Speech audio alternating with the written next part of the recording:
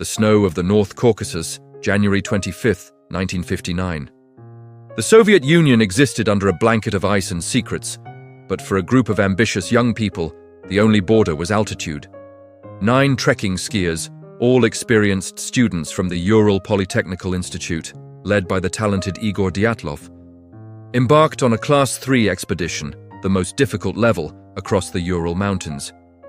It was a route that required stamina, precision, and a coolness of spirit that they believed they possessed in abundance.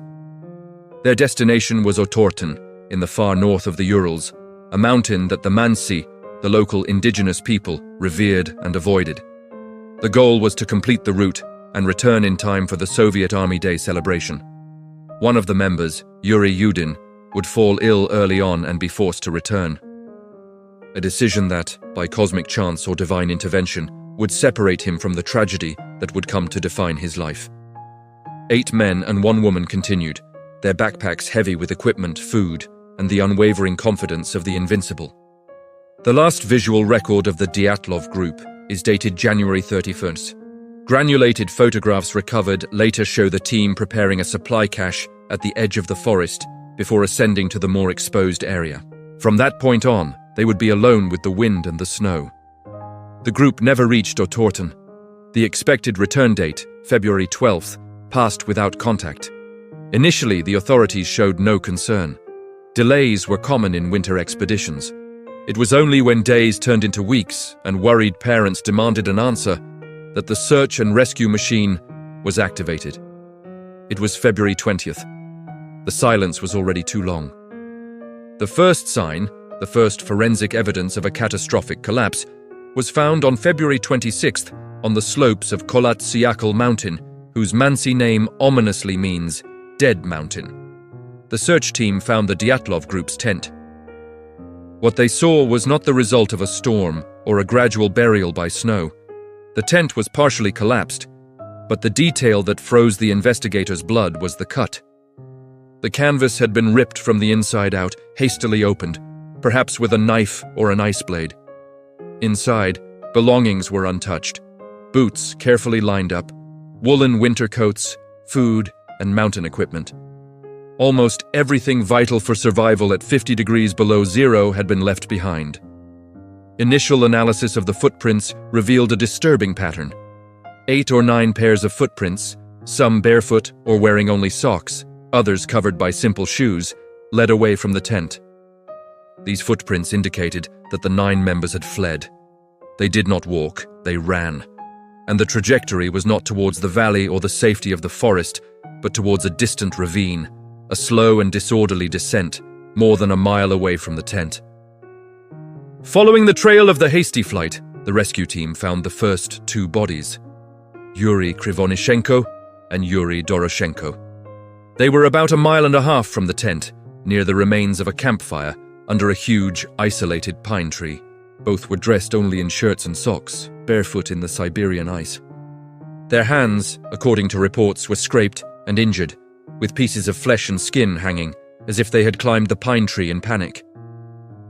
The campfire had died. They died of extreme hypothermia. 50 meters from them, investigators found Dyatlov. He was lying on his back, facing the direction of the abandoned tent. His arm was bent, as if trying to protect his face from the wind.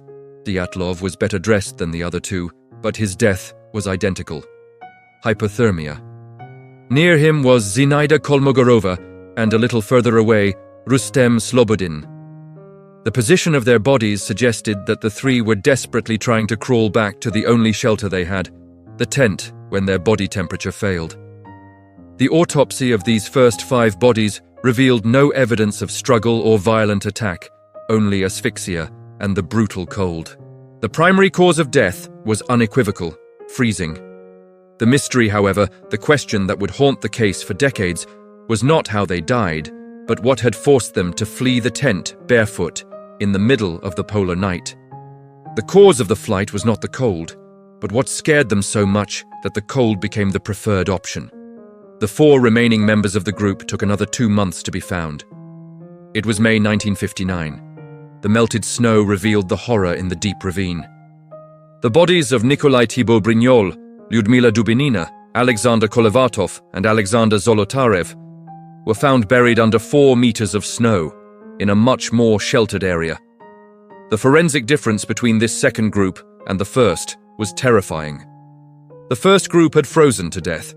The second group had died from traumatic injuries that defied human understanding. Thibaut Brignol had a massive skull fracture, as if he had been hit by a hammer. Alexander Zolotarev and Lyudmila Dubinina had broken ribs, in a pattern only seen in victims of high-impact traffic accidents or falls from great heights.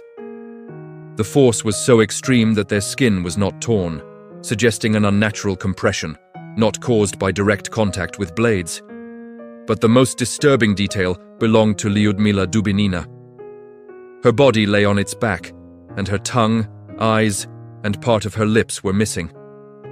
The area of the face was clean and stripped of soft tissue. Soviet investigators, under pressure to quickly close the case and avoid panic, recorded the official conclusion: an irresistible natural force. But what exactly this force was, and why they abandoned the warmth to throw themselves into the night, in the silence of the dead mountain, would never be explained. The Dyatlov file was just beginning. The scene, inspected months later, spoke of a terrifying haste. The tent, a makeshift canvas construction, was ripped from the inside out, cut at various points with knives, demonstrating that the escape was desperate and unplanned through the main entrance. Inside, the belongings were meticulously organized: ski boots, winter outerwear, food, and an open diary that recorded the last meteorological observations of February 1st, 1959. Dinner was only partially consumed. The meal that began with 9 young people at the peak of their lives ended abruptly in terror. The campsite, on the eastern slope of Kholat Syakhl, the Dead Mountain in the Mansi language, was located in an isolated valley in the northern Urals. It was a land of eternal winters and legends of evil spirits, a name that, after the tragedy, took on a macabre meaning. The autopsy of the second group's bodies, performed by Dr. Boris Vozrojdeny in Sverdlovsk, confirmed the bizarre and almost fictional nature of their injuries. The cranial and thoracic traumas were of astonishing magnitude. In the case of Lyudmila Dubinina and Semyon Zolotarev, forensic doctors concluded that the forces required to cause such chest fractures would require pressure equivalent to a fast-moving car. The question was, pressure from what? There were no open wounds, nor extensive bruising, as if their bodies had been crushed by a shockwave or compressed by something incredibly heavy and flat. The absence of damage to the soft tissues was the central paradox. The focus fell on Dubinina. The facial and oral mutilation did not appear to be the result of a struggle, but rather surgical removal. Investigators speculated that the absence of eyes and tongue could have been caused by accelerated post-mortem necrosis, or by small animals that found the body vulnerable in the ravine. However, the way the soft tissues had been cleanly removed, without scratches or obvious teeth marks, suggested something else. Her stomach and mouth were meticulously examined, and the official conclusion avoided the term attack or predation. But the anatomy of the injured was not the only mystery that the Soviet regime struggled to bury. In June 1959, laboratory tests carried out on the clothing of some of the dead brought a new and alarming factor to the case.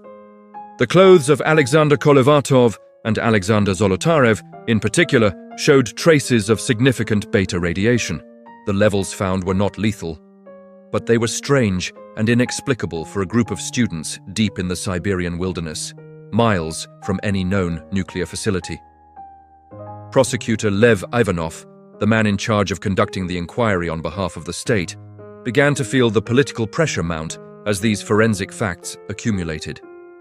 The order was clear: close the case as quickly as possible. Any mention of radiation, secret weapons, or any event that might suggest a Soviet military failure was strictly prohibited. Interrogations of the Mansi people, the local shepherds and hunters who lived a great distance from the site, shed no light on the case, except for the confirmation of their legends about strange noises and lights in the sky that appeared in that region. On May 28, 1959, 3 months after the tragedy, and less than a month after the discovery of the last 4 bodies, the official inquiry was summarily closed. The final report, only a few pages long, cited the irresistible natural force, and all case materials. The diaries, the developed photographs that showed the skiers' last moments of joy, and Dr. Vozrozhdeni's detailed forensic reports were sent to a special archive classified as secret in Sverdlovsk. Access would be denied for the next 30 years. The forensic truth cried out for justice, but the silence of the Cold War was deafening. The Dyatlov group had not just died, they had been erased from history with an explanation so vague that it would only fuel speculation and distrust for generations. What killed the 9 ski mountaineering students was not an avalanche, a fall, or a struggle with wild animals. It was an event that left 3 people with internal damage from a traffic accident, one with a massive skull fracture, and all of them, barefoot, fled to the polar death. The Dyatlov Archive awaited the thawing of history. The summary closure of the inquiry, 3 months after the initial discovery of the abandoned camp on the slope of Kholat Syakhl, imposed an institutional silence on the tragedy that was colder than the Siberian winter itself. The families were informed that the cause of death was a mountain fatality, an event that the state regretted but could not have foreseen. Access to the bodies was strictly limited.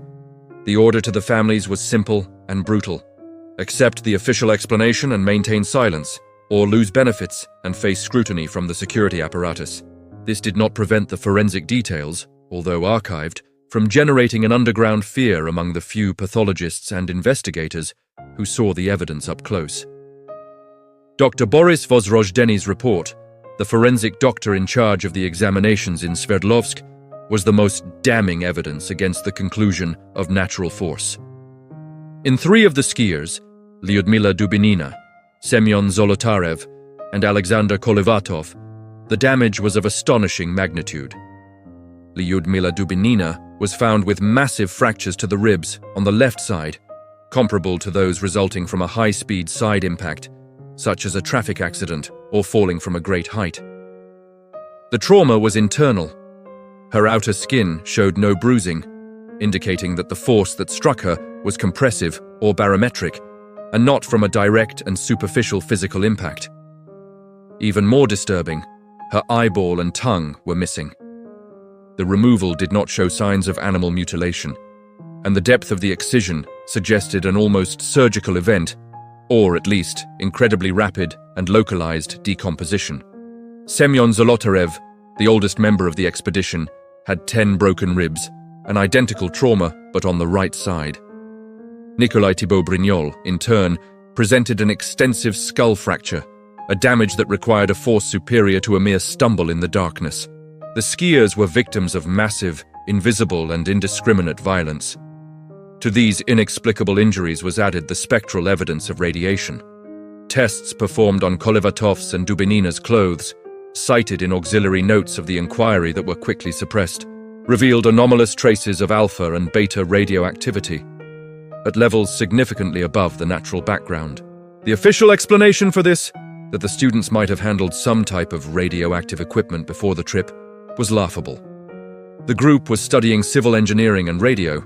They were not nuclear scientists with access to dangerous isotopes.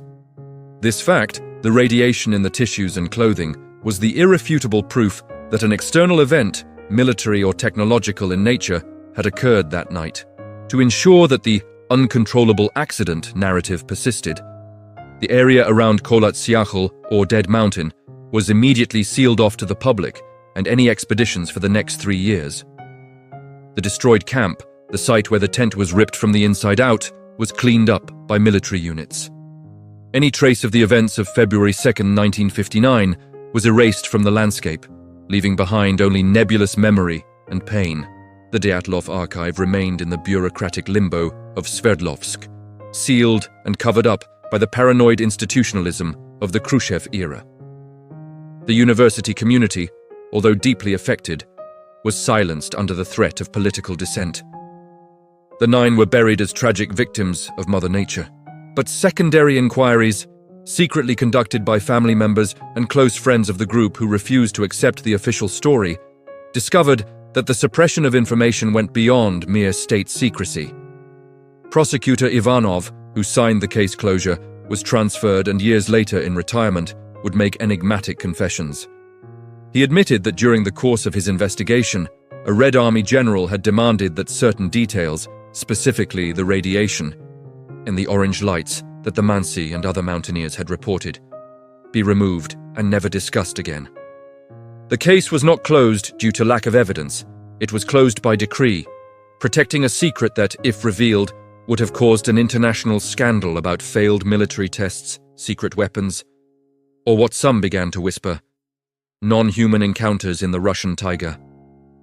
For 30 years, the enigma of the Dyatlov 9 became the perfect Cold War mystery, a brutally obvious truth masked by an impossible state lie. Silence, more than snow, preserved the crime. But inside the yellowed pages of the sealed file, the evidence of the 9 damaged bodies pleaded for an explanation that could not be spoken aloud in the Soviet Union of 1959. The truth was buried 3 meters beneath the melting snow in the ravine of a stream, 400 meters from where the first bodies had been found. In May, the snow yielded enough to expose the 4 remaining members of the Dyatlov group. If the injuries of the first 5, deaths from hypothermia with signs of desperate struggle to build a fire, were already disturbing, what followed defied all understanding of forensic medicine of the time and today. The examination of the bodies of Semyon Zolotarev, Lyudmila Dubinina, Alexander Kolevatov, and Nikolai Thibault-Brignol revealed a signature of violence that nature should not be able to produce. The pressure exerted on Dr. Boris Vozrojdeny, the medical examiner in charge of the examinations, was palpable. His reports, hastily written and filed under strict KGB surveillance, detailed fractures that could only have resulted from a force comparable to that of a car accident. Nikolai Thibault-Brignol had a massive skull fracture. Semyon Zolotarev and Lyudmila Dubinina suffered bilateral rib fractures. Zolotarev had 6 broken ribs, Dubinina 4. What made these injuries absolutely unique was the almost total absence of external lesions. There were no significant bruising on the skin covering the ribs, nor open wounds corresponding to the cranial fracture. It was a massive internal trauma that suggested that the climbers had been crushed by a shock wave or by a gigantic weight, but without the visible impact of a fall or a physical attack. The anomaly reached its peak when examining Lyudmila Dubinina. Her body was found kneeling near the stream bank, with her head tilted back. Her examination revealed that her eyes had disappeared, and more shockingly, her tongue and part of her upper lip had been removed. The removal was not a clean laceration, but an extirpation. While the official investigation hastened to attribute the loss of the tongue to putrefaction in the water and taiga scavengers, experts observed that no animal would have been capable of causing such localized damage, especially at the depth of her oral cavity, without chewing the surrounding tissue. Even stranger was the physical evidence that corroborated Ivanov's enigmatic confession about the radiation. Tests performed on Kolevatov's clothes and, crucially, on Krivonishenko's and Dubinina's revealed significantly high levels of beta radiation.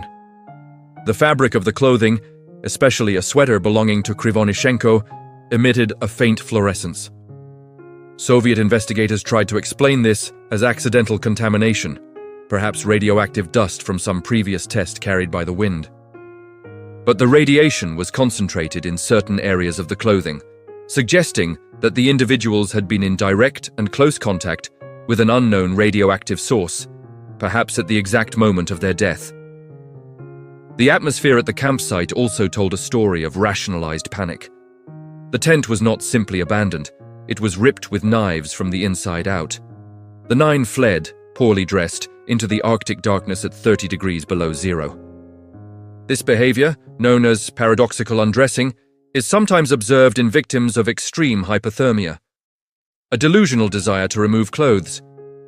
But the analysis of the footprint trail, although obscured by the snow, indicated that the descent was organized.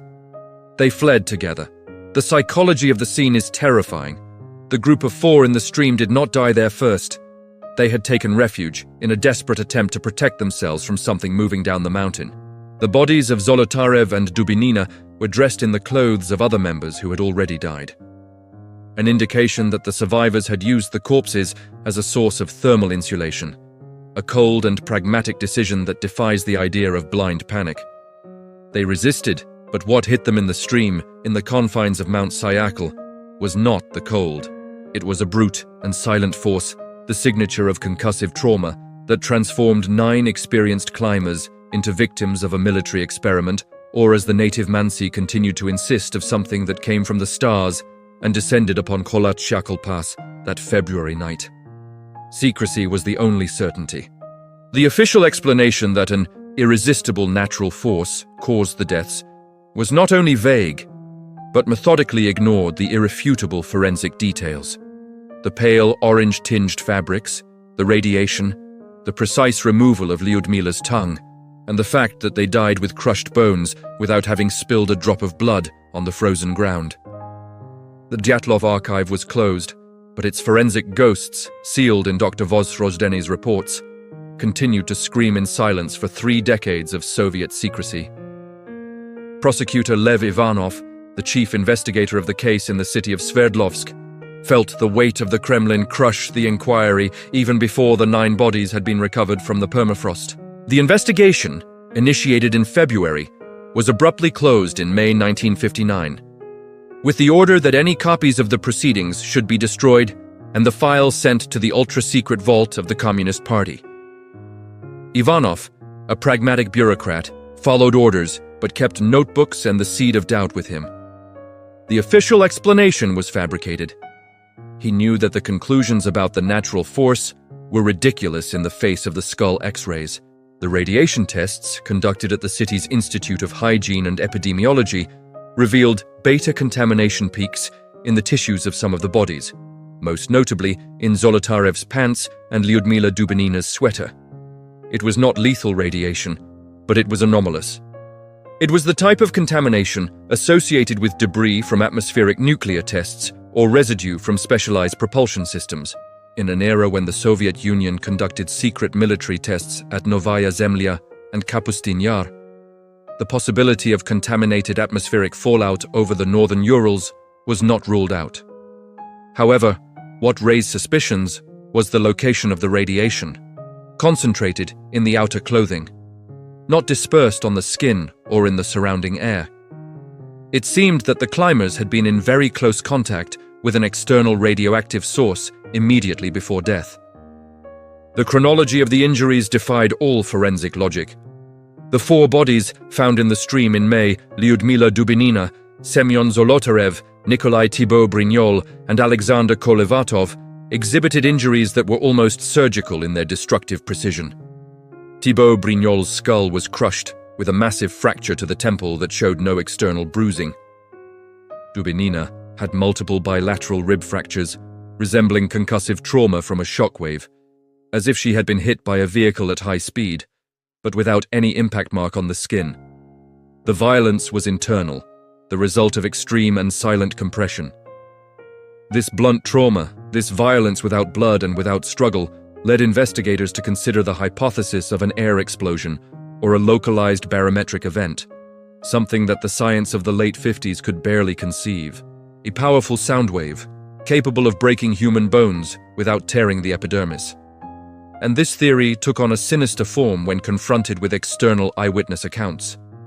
On the nights of February 1st and 2nd of 1959, other ski expeditions and even the native Mansi tens of kilometers from Kholat Syakhl reported sighting flaming spheres of deep orange color moving silently across the night sky and appearing to descend towards the Urals.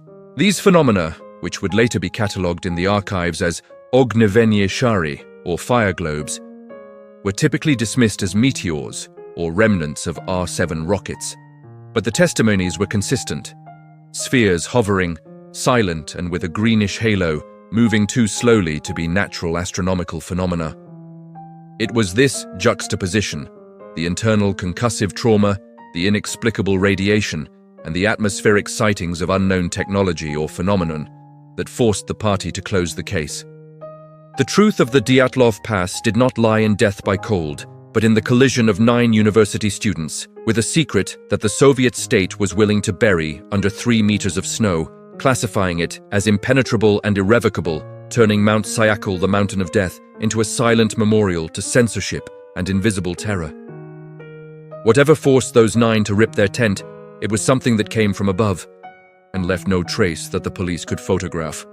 Only the crushing of bones and the silence of the sealed archive. The official report, stamped with the seal of the Central Committee and filed on the shelf of the special section of Sverdlovsk, used the cold, bureaucratic language of denial, death caused by a compelling natural force. But what lay behind this empty formulation was a series of pathognomonic evidence that screamed the intervention of something profoundly artificial and violent. The bodies, when finally recovered in May, thawed on the banks of the stream in a snowy gorge, told a more visceral story. The post-mortem examinations by pathologist Boris Vozrojdeny revealed the depth of the terror. Lyudmila Dubinina, found in the snow in a protective posture, had 10 ribs fractured bilaterally, crushed in her chest, a violence equivalent to being caught in a high-speed car accident. Yet her skin was intact, with no external bruising, no lacerations. Semyon Zolotaryov, the oldest member of the expedition, the 38-year-old war veteran, presented the same brutal pattern: multiple costal fractures, and in both cases, massive, almost surgical, damage to the soft tissues of the face. The eyeballs had disappeared.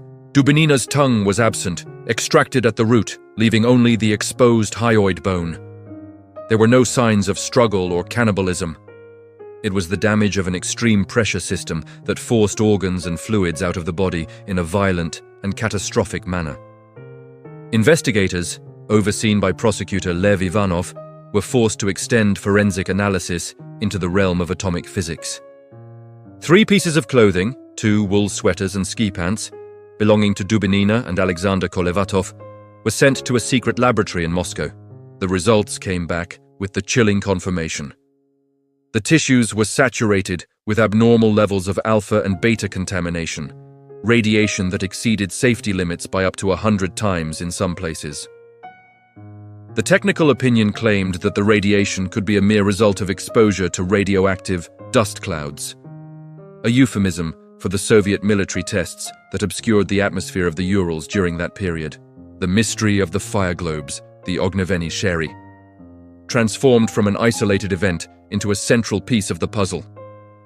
The Kapustin Yar Ballistic Missile Test Center, the Soviet equivalent of Cape Canaveral, was geographically aligned with the region. The R-7 Semyorka, the world's first ICBM, and its experimental derivatives, were undergoing intensive testing. The hypothesis that began to circulate discreetly in the KGB corridors was that the Dyatlov group had been collateral victims of a new generation weapon test, perhaps a missile carrying an experimental barometric warhead, or a re-entry vehicle that, upon disintegrating at low altitudes, generated a focused, supersonic shockwave, powerful enough to induce concussive trauma without causing external damage.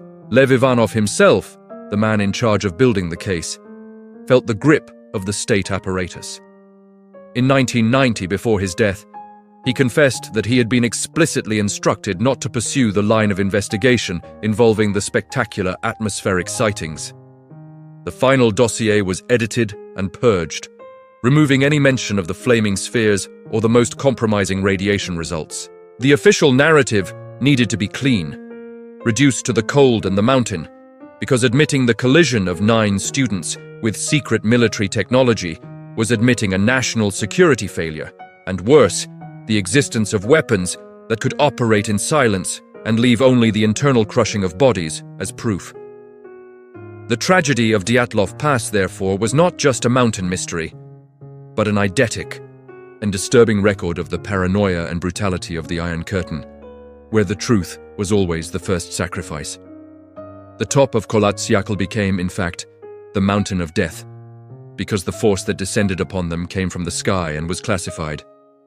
Levashkov, the medical examiner in charge of the necropsy examinations in Sverdlovsk, faced the impossible. The bodies found in the ravine in the spring, 3 months after the February incident, exhibited a surgical brutality that defied the logic of the harsh weather.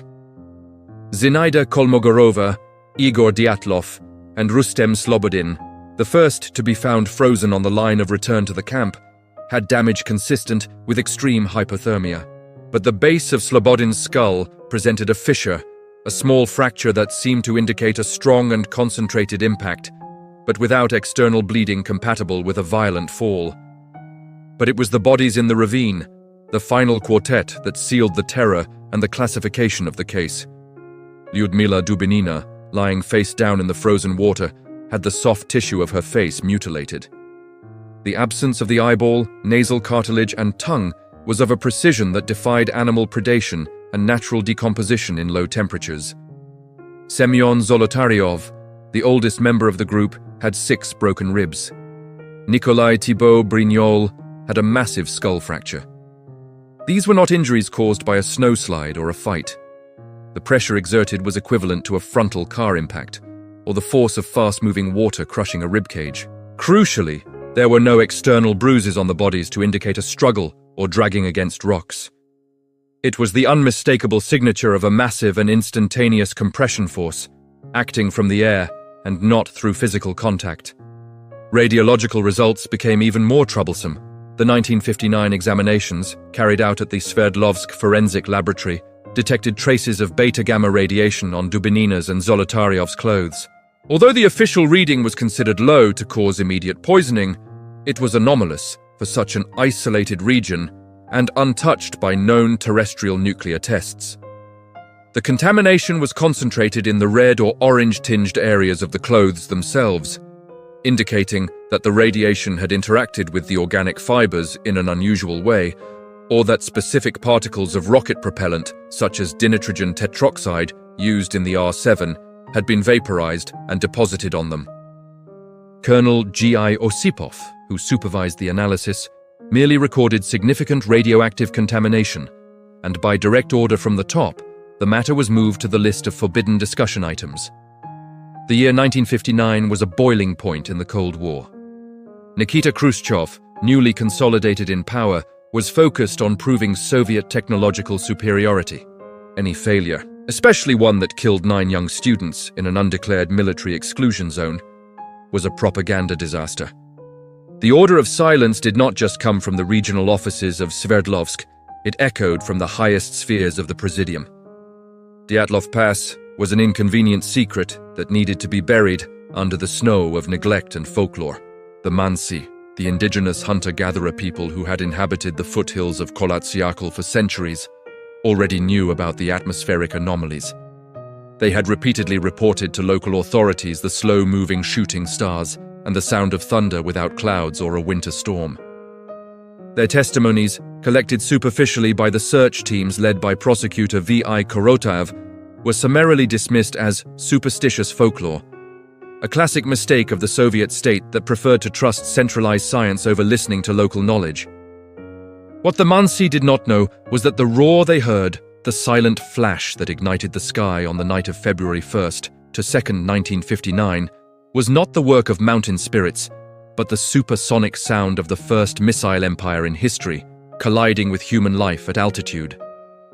The students' frantic flight, cutting the tent from the inside out, was not a reaction to a bear or a hostile group, but to a terror that descended vertically, a pressure wave that crushed bones in microseconds and forced them to flee into the cold under the illusion that the mountain would protect them from the attack coming from the firmament. The truth, that icy winter, was that they had witnessed the new generation war, and the Soviet Union could not let the 9 corpses be the forensic testimony of its most secret weapon.